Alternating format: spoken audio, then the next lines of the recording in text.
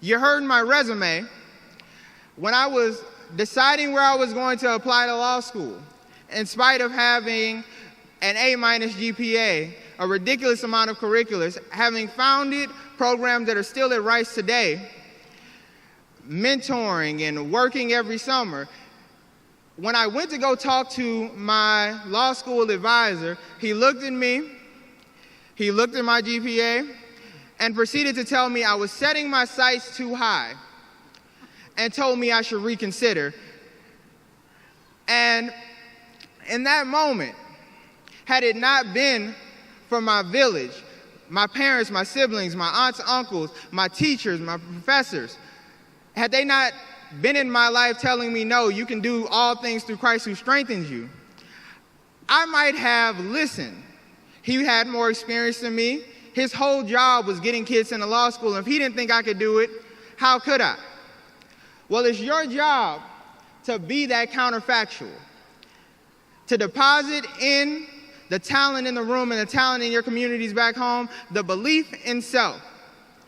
Now for that inconvenient truth I mentioned earlier. Nobody likes being pushed.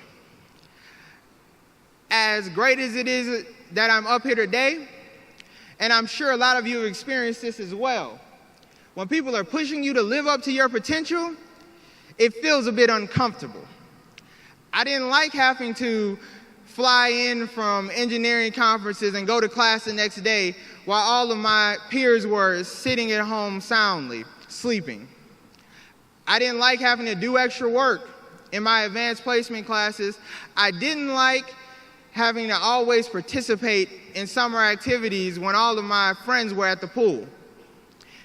A lot of times I gave pushback on some of my classes. I surely didn't like something called organic chemistry, some of you might have some experience with.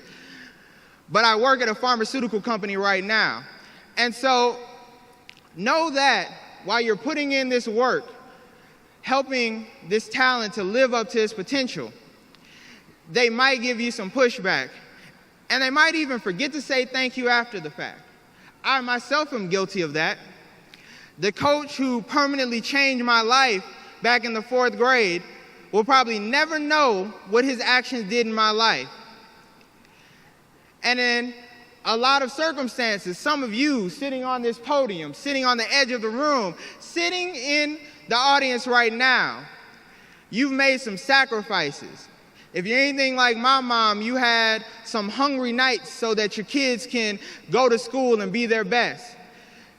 You made some sacrifices in time, depositing in these students' lives. And unfortunately, we do occasionally forget to say thank you. So I'm going to remind you, all of you sitting in this lovely blue regalia, that when you get home, don't forget that word or that phrase, thank you.